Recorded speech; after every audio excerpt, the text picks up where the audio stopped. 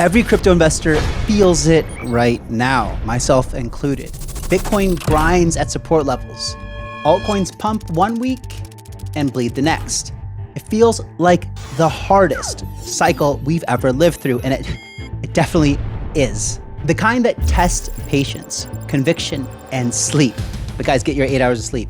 Most people are still trying to fit into the old 4-year pattern, and we hear it all over crypto Twitter timeline and other YouTubers. It's the halving, then it's the rally, then it's a crash, then it's a recovery, rinse, wash, repeat. But this time, that script no longer explains what's happening. The data tells a new story. We're in a phase shaped by global liquidity, debt, and politics. Forces powerful enough to stretch every rhythm the market used to follow. Two of the sharpest macro minds, Arthur Hayes and Raoul Pal, have been tracking this change, showing how the world's liquidity engine is reshaping Bitcoin's timing right now. Central banks around the world are printing money again, while inflation still hangs in the air. Tariffs and trade tensions are flaring back up across major economies. The same pressures that once sparked short, explosive cycles are now stretching, this one far longer than anyone expected. In this episode, guys, we're going to break down why this market feels so brutal, why it's lasting longer, and why all this pain may actually be the setup for something historic. And guys, stay tuned to the end, because once you see what's forming beneath the noise, you'll never look at these markets the same way again. And guys, I'll tell you, I've been going through a battle here because this market has felt so much different than the rest. And I was wondering, are we gonna get a blow off top? Is the 4-year cycle still intact? Are we gonna go longer? But after doing some research and learning about what I'm about to tell you guys, my conviction for longer and higher are building pretty high. Now, some people argue that, well, Kyle, every cycle, every bull run toward the end, there's always an excuse to say this cycle's different, but it never has been. Today, we're gonna tell you why the 4-year cycle existed before, and it's not what everyone says. It has nothing to do with the halving, right? The halving actually didn't have any Bitcoin scarcity, and people will say, well, it's a reminder of the scarcity, but no. You'll learn why in this video today, why it has been a 4-year cycle and why this one is different. So let's talk about the monetary foundation. Arthur Hayes lays out the groundwork beautifully in his new essay, Long Live the King. If you haven't read it, it's worth checking out. He reminds us that the entire economy and every Bitcoin cycle comes down to 2 variables: the price of money and its supply. When the cost of money drops and supply floods the system, risk assets climb. When either tighten, everything stalls. Then he walks through the timeline. After 2008, the Fed slashed rates to 0 and printed trillions. China unleashed credit to rebuild its economy. That flood of liquidity birthed Bitcoin's first major rally. By 2017, both the US and China were expanding credit again. The result? A wave of new capital that carried Bitcoin to $20,000. When the Fed tightened and China slowed lending, the cycle ended. Fast forward to 2020 and 2021, the last bull run, pandemic stimulus, helicopter checks, the direct payments government sent to households, and everyone put it into crypto at the time. And 0% money as central banks drove rates to the floor. The dollar supply doubled and Bitcoin reached its all-time high. Then the faucet turned off and the market collapsed. Arthur's message is simple. Whenever the US and China pump liquidity at the same time, Bitcoin ignites. And they're back at it. The Fed is cutting with inflation still above target. Beijing is quietly printing to fight deflation. 2 monetary giants expanding together, the largest in the world. That's the spark for a longer cycle. And guys, you know, if you've been watching the channel, we've talked about these major macro events, what's happening, the Fed cutting rates, the big beautiful bill, and an increase of $5 trillion in spending over the next few years. That's more liquidity coming into the system. We showed you on the last show how crazy the M2 global money supply is absolutely surging. Stable coins have reached all-time highs of 300 billion. These are all signs of something you see that lead indicators of a very bullish time ahead. However, if you're only looking at the price charts, it's easy to get distracted and forget everything we've heard. And then it's easy just to go back and say, well, maybe they're right about the 4-year cycle because it's always been the case, right? And if you look at the charts, it's easy to see why people are getting scared right now because this looks horrible, right? We came from all-time high on October 5th or 6th. 10 days later, we've dropped from 126,000 all the way to 100, and I think earlier it was 106,000 today. And let's see, where was it? 107,000. You've got about, I think, a $20,000 drop from the highs. Because if you just zoom out a little bit to where the bottom of the bear market was the end of 2022, right here. And so this is where the bull market began. And so if you zoom out and you look at the chart, this little blip here doesn't really feel like anything. In fact, early in the beginning of the year, after the Trump inauguration, we dropped about $30,000, a 30% correction. And right now we're at about 14.5%, 15% from all-time highs. So it's very possible that this comes back down again, to 100,000 or so, maybe even a little bit lower if we were going to see a 30% correction. But you don't get anything that resembles past markets. If anything, this continues to look like a very slow and sustainable growth. It feels like 2020 to me, not 2021. All right, guys, now let's talk about the new macro clock. Now let's widen the lens and see what's really driving the cycle. This next framework comes from two of the sharpest minds in global macro, Raoul Pal and Julian Bettel. Together, they built what they call the Everything Code, a model that connects debt, liquidity, and the rhythm of every major asset cycle. And when you understand it, the idea of a strict 4-year crypto rhythm goes out the window. The old pattern everyone quotes came from Bitcoin's halving schedule. But underneath that was something bigger, the government debt refinancing cycle. That's the real clock that drives liquidity waves across the entire financial system. Check this out. They've created a 4-year cycle, or they had created a 4-year cycle. We'll come on to the shift in that cycle based on the debt refinancing cycle. So it's about a 3 to 5 year sector is where they've been operating at. And every 4 years, they've been basically refinancing that debt by printing money. And that happens over a 3-year period. And then there's usually a period where they withdraw money from the system before they start again. But each time it keeps going up. And that creates these weird cycles. So Bitcoin, some people thought it was the halving cycle. It's not. It's the debt refi cycle because it happens in all assets, the NASDAQ, commodities, everything. And it's driven by this like spring, summer, fall, winter. And they're all corresponding to how much money they're printing at any one period of time. That's the real macro heartbeat. Every few years, trillions in government bonds come due. To roll them over, central banks have to inject liquidity, and that liquidity doesn't stay trapped in the bond market. It spills over into equities, real estate, and eventually crypto. Then the US Treasury quietly changed the game. And we found out that the debt had been moved in 2021-22 because interest rates went basically back to zero. They managed to extend the curve by issuing further out, and they extended the debt maturity from 4 and a bit years to 5.4 years, creating a new longer cycle. Now, we don't know what length the next cycle is. It depends on where they refinance this entire cycle at. But right now, we know we've probably got an ISM and a business cycle that extends well into late 2026, and that will affect asset prices. That one move, extending the average debt maturity from 4 to more than 5 years, stretched the entire liquidity timeline. Once maturities lengthened, the system required lower rates for longer to keep debt service manageable. That's why this expansion can run much longer than people expect. And the next 12 months are where all converges. Why? Because we've got $9 trillion of debt to roll over the next 12 months. It's this 12 months that is the key to everything. It's this 12 months where maximum money printing comes. That line isn't a prediction. It's simple arithmetic. $9 trillion of government debt has to be refinanced. The Fed can't let yields explode, so liquidity injections are inevitable. That flood of new money feeds straight into the financial bloodstream.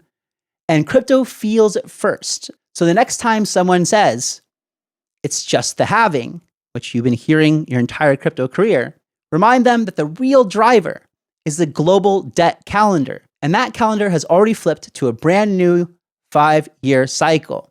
And who knows, everything is so much different right now because things have gotten so crazy out of control with debt and everything else. Who knows? Right now, we're just speculating with good data here that we're going to extend well into 2026. It could potentially run longer, but it does seem like we're going to have some sort of bubble. So my guess, and I think I've said this before, is I think what's going to happen is I think the administration and the new Fed who was appointed by Trump, they're going to keep the economy very strong through the midterm elections, right? That's sometime in late 2026. That makes a lot of sense, right? Because right now the Republicans own the House and they own the Senate and the president. So they have majority and it's easier for them to get stuff done. Of course, it's not super easy as the government's still shut down. But if they had the economy in shambles, like everyone predicts that in 2026 we're going to be the bear market, it's going to be extremely hard and very likely that the Democrats come into power. And that's going to make Trump's rest of term extremely hard to operate. But what would make a lot of sense to me is right after the midterm elections and Republicans stay in House, that's when things could possibly reset. We could see a bear market for a year because Trump would still have 2 years left at that point. The bear market goes and things get bloody and horrible. And then we continue to inject into the system and see a strong, that 1 year bear market from late 2026 to late 2027, and then continuing up. So the markets are strong and solid again by the re-election of the next presidential campaign in 2028. So guys, liquidity is the real market driver. Every major bull run in crypto has one invisible engine under it, and that is liquidity. This framework shows that liquidity, more than any other variable, decides whether markets rise, pause, or fall. Check this out.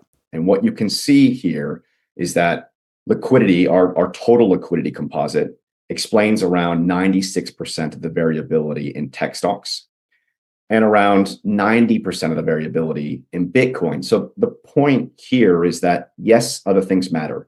Geopolitical risks at times matter. Fears at times matter. But overall, most of this is noise if we're talking about an investment time horizon of 6 to 12 months. I think the way I try and put this is it is the single most dominant macro variable we've ever had. That's the entire story in one sentence. Every time money flows freely through the system, Bitcoin and tech react first because they sit the furthest out on the risk curve. Think of liquidity like a tidewater rising up the beach. You're chilling on your towel, well away from the swell, and the water's rising, but you don't realize it until a wave comes in and soaks you wet with liquidity. It's like what happens now, right? But we're paying attention. Well, liquidity is leading. Okay, so liquidity actually moves around 6 months ahead of the ISM. Now I'm going to explain this kind of domino sequence in a chart in a second, but just remember for the time being that liquidity moves around 6 months ahead of the ISM, and this suggests that the ISM should now finally begin to accelerate. But what I just said before was we actually have a lead on liquidity because our financial conditions index leads by 3 months. Okay. And this is what that phasing looks like, right? GMI financial conditions index leads the ISM by 9 months, liquidity leads the ISM by 6, and therefore financial conditions lead total liquidity by 3. And what you end up with is what we refer to as the everything code dominoes. That lag is what confuses most people. They see weak economic headlines and assume crypto should fall, like we're seeing now. But liquidity leads the real economy by months, and crypto follows liquidity. That's why Bitcoin often rallies while mainstream analysts still debate recession odds. Then there's the chop everyone complains about, the boring sideways movement like you saw on the chart a little while ago. This year has just felt like it's chopping sideways the whole time. Because that chop isn't random, it is mechanical. When they increase the Treasury General account back up to the $800 billion level, what they're actually doing is taking liquidity from the system because it's now stuck in their account and not Correct. going around the system. So this increase, it's always the rate of change that matters. This rate of change matters because it was $500 billion. 2023, we saw a large rise in the Treasury General account. And guess what? Crypto markets were sideways to soggy as they are today when this happens. But we're very near the peak, and Julian will come on to that in a sec. But it's a very crucial thing what happened, because it was a big withdrawal of liquidity that happened fast. And crypto is the furthest out on the risk curve. So it's the marginal effect hits crypto more than anything else. That's the reason Bitcoin went sideways while on-chain metrics looked strong. The Treasury pulled $500 billion out of circulation to rebuild its account on the Fed. Once that pause ends and cash flows back out, liquidity returns to markets, and crypto is the first beneficiary. So the sideways grind isn't a weakness. It's the system reloading. When the tide comes back in, it will be explosive. So I don't know, a lot of people are asking me what to do right now. And, they're very confused around a lot of smart people saying that this is going to extend the cycle. And then a lot of other smart people saying that the 4-year cycle is still intact and to play by those rules. My suggestion to you is continue to hear out what we're saying in today's video and then go cross-check everything, right? Go see if these things made sense. Go check the liquidity. Go check when the governments were tightening. Just get the transcript from this video, feed it into ChatGPT, and ask if everything is correct here. And then do your own research and make your own decision on how you want to play it moving forward. For me, like I said yesterday, I'm sitting tight. I'm just waiting to see, because even though this video explains a lot, you really never know, right? But I am still bullish, and I still do think that we're going to get, a small chance that we, in a week or two, start moving back up, have an explosive November, December, and then it's the end of it. But based on what I learned from researching this video, it really does seem, and this is what I've been thinking the whole time too. Like, I've been telling you guys for a long time, even before I started talking to other people, that I thought this was going to extend out into 2026. And now we understand why it's likely to do that. Things like we already talked about, the Fed cutting, money printing, M2, it's all starting to get really juicy right now. Why would it come to an end? So guys, everything this framework predicts is now unfolding in real time. Jerome Powell said the data is showing that the economy is largely where it was in September. Growth may be better than expected. Labor market weakness justifies the September rate cut. That's a green light for continued cuts, steady growth, soft jobs, and easy money. On the tariff side, Trump has reignited the old trade war narrative. He said, we're in a trade war with China, and without tariffs, we'd be exposed as being nothing. It's a classical political move, projecting strength through economic friction. But history shows how this kind of friction reverberates through markets. Trade wars act like controlled detonations in global finance. They shock confidence, distort supply chains, and jolt liquidity expectations. And when volatility spikes, central banks almost always reach for their favorite tranquilizer, fresh liquidity. They can't afford systemic stress, so they pump dollars until the pain subsides. It's the same playbook we saw in 2018. Policy aggression triggers market anxiety, and monetary authorities respond with easing to offset the damage. Every trade skirmish becomes another excuse to expand balance sheets. When macro meets Bitcoin, we're watching that 2018 pattern replay in real time. Pressure on trade, stimulus to stabilize, crypto bottoms, then booms. Arthur Hayes called this years ago. Whenever Washington and Beijing clash economically, both end up printing. The US cuts rates and runs deficits to maintain growth. China floods its credit system to sustain exports and employment. The result is a synchronized liquidity wave, what Hayes dubbed a liquidity supercycle. Now the two policy machines are colliding again. Powell leans dovish to defend growth. Trump keeps tariffs high to flex strength. One adds liquidity, the other injects volatility, and together they extend the market cycle. Different triggers, same result. More money chasing risk assets. This is what macro meets Bitcoin really means.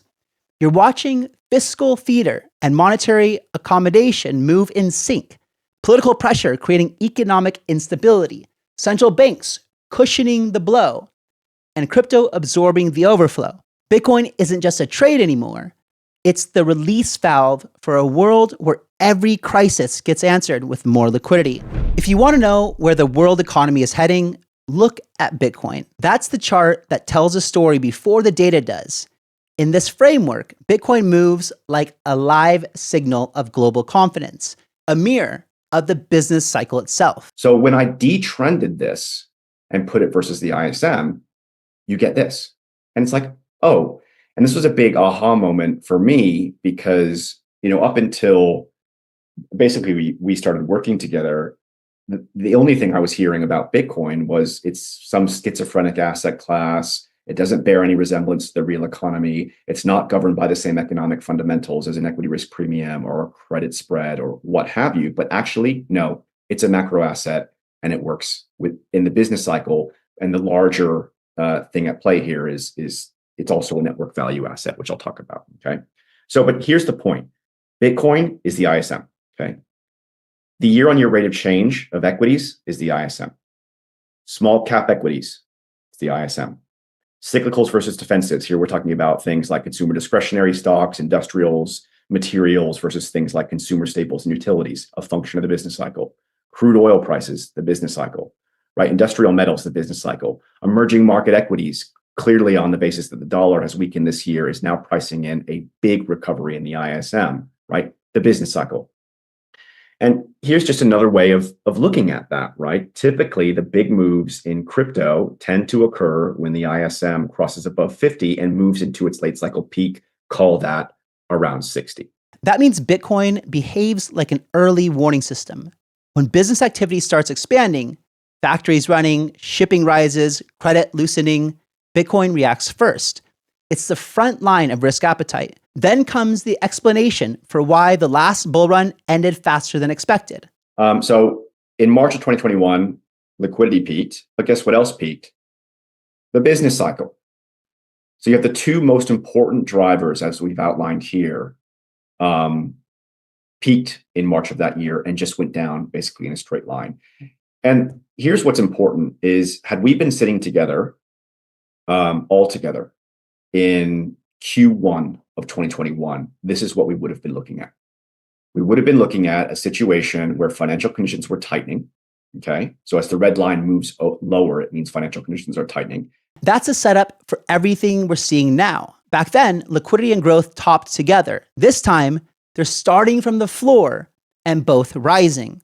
The ISM, which measures manufacturing and business momentum, is below 50 and climbing. That's the early cycle zone where major rallies build their base. So while many expect a top soon, the macro data says we're just beginning the expansion phase.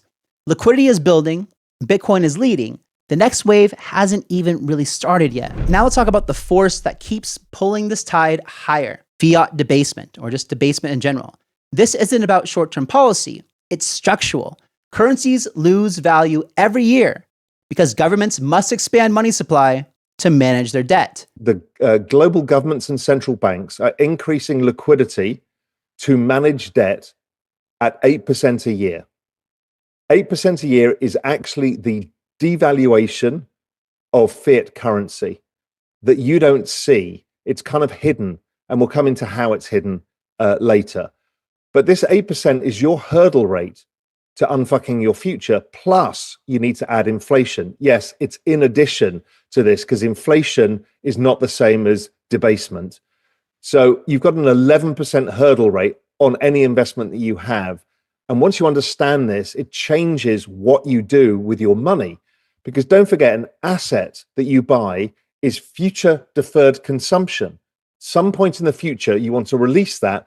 And because you've locked money up for an extended period of time, you expect to be rewarded above what is happening to debasement or inflation. That is the whole point of investing. Now, what is happening is most things aren't doing that. We'll come into that. So anyway, just remember this: 11%. If your investments are not hitting 11%, you are getting poorer. That's the invisible benchmark no one talks about. If your capital isn't compounding above 11%, you're quietly losing purchasing power. Bitcoin and tech stocks are two of the only assets that have historically outrun that rate. Debasement is scarce assets going optically up in price because the denominator, fiat currency, has fallen. But the issue that's affecting society globally is that wages and earnings are driven by GDP growth and not debasement. This is why inflation and debasement are two different things. So what we found is that earnings, household earnings, corporate earnings are driven by the business cycle and GDP growth. But the debasement drives the assets. Now, the debasement is at 11% a year and GDP growth is at 2% a year. That's the silent math behind every cycle. When money supply expands faster than productivity, scarcity wins. This entire movement comes down to repricing. As governments print to survive, finite assets like Bitcoin reprice to reflect the new denominator. This is why every few years we see a new wave of adoption and capital rotation, including bear and bull markets. Bitcoin is appreciated on average by 50% every single year. The way I see it is we are at the very early days of institutional and government adoption. Does everyone predict that by 2030, every country, every corporate, central banks, they're all going to be holding Bitcoin? Yes. So do I expect that 50% a year growth rate to happen? Yes. And that is probably one of the best ROIs you can get just holding, not having to trade, etc. Everything we've broken down, policy, liquidity, debt structure, and behavior, points in one direction, a longer expansion. The Fed is easing while growth stays stable. The Treasury average maturity is now 5.4 years, stretching the liquidity cycle.